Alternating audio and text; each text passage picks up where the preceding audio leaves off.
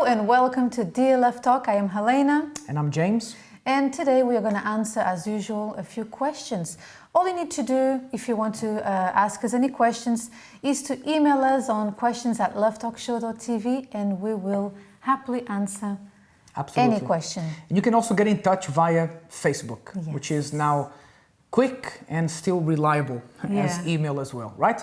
Let's go to our first question. It says, is it wrong for me to decline sex when my child is not yet asleep? I'm not comfortable being intimate with my husband, knowing that our child may need assistance at any time. Well, look, it's wrong to deny sex, period. Unless, of course, there is, you're unwell, unless there's something happening. And I think I understand your point of view, and I think it's, of course, when people have children, it becomes a lot more difficult because, your child can scream, oh, Mom, give me some milk. So I don't know. So we understand. What can't happen is you have to be careful that this doesn't turn into like a regular thing. That's why there need to be rules with kids so that you can still have that relationship, that intimacy with your husband. Yes, and what tends to happen with children, because I used to be one and I know, is that they are very good at sensing things, okay? You think they don't understand things, but they do. So if they notice that they are priority in your life, what do I mean by that? That first is you, and then your child, and then your husband. So they will, what's the word in English? They will always be like, Mom, can I have this? Mom, can I? Anytime, any day, any moment. So there has to be discipline. There has to be a time where your child should be asleep.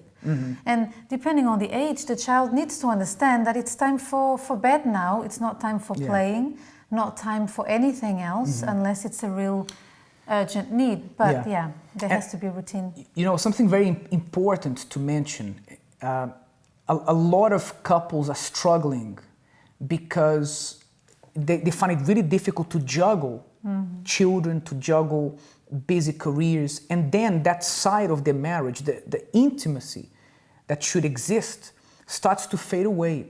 And that is a very important part. The truth is that if you no longer have that intimacy, then you become flatmates with your partner. You're just flatmates. Nothing happens. And that can start to make the relationship go cold. And that's why we said at the beginning, that is wrong to decline the other person that intimacy, that they deserve, that you deserve also. Actually, the person can even feel rejected. Oh, but I was ill. Of course, that happens to anyone. Oh, the child was not feeling well. That's normal. It happens to everyone. But you have to do everything you can to make this part of your relationship to be active, to be important. Make it important. Don't just stumble upon that part of your marriage when you can. It's like, we usually say that, your intimacy, the intimacy between a couple is the glue that keeps you together when you have problems, when things come. And, if you're not strong together, you will not be together. I don't know if it makes sense.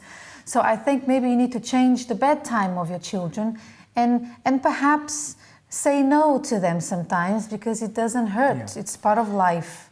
And of course, if it's nothing urgent, just tell them, now it's time for sleeping and Mommy is going to have some rest or whatever.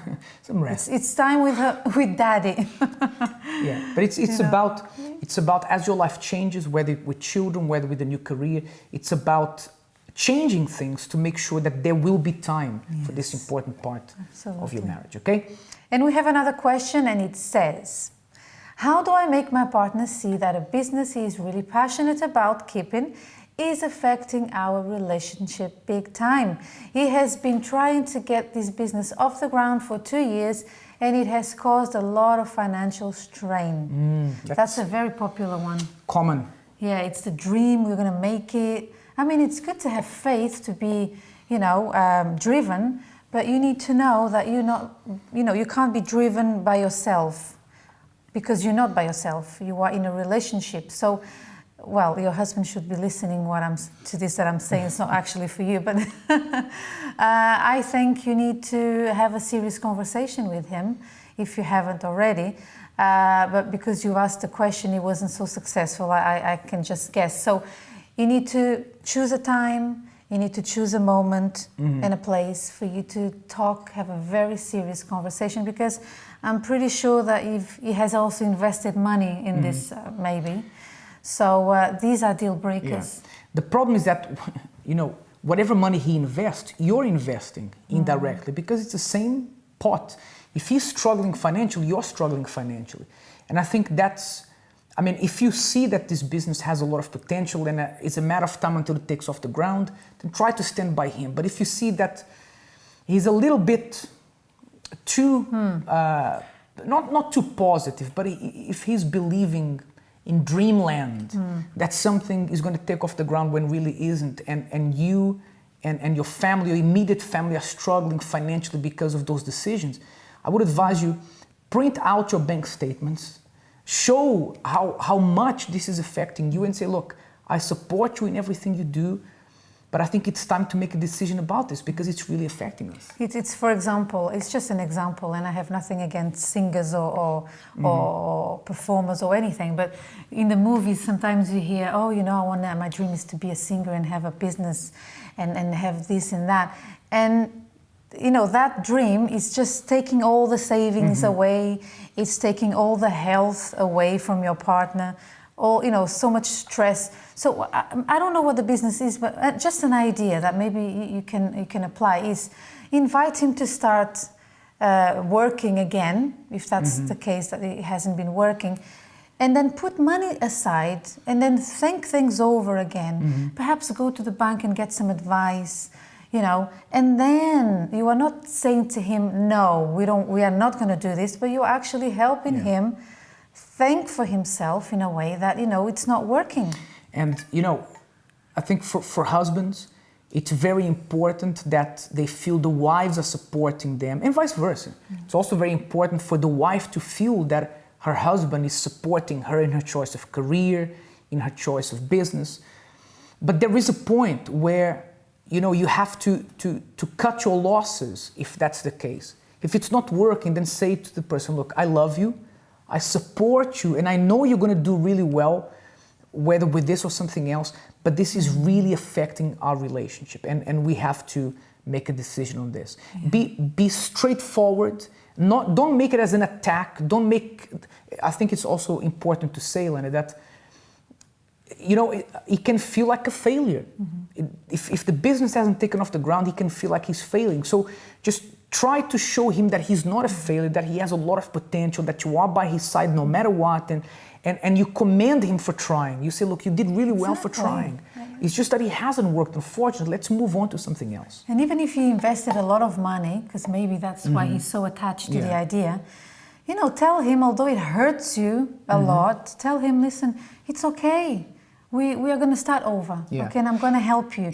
But you need to understand that this is not working. What you said now, it's so important because sometimes the person clings to that idea because they've lost so much money and they don't want to feel like they wasted that money. So tell them, it's okay.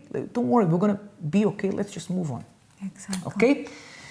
Our final question comes from Precious, who attends Love Talk, and she says, I often hear that a relationship is about compromise. But the question is, how often do you do what your partner wants rather than what you want?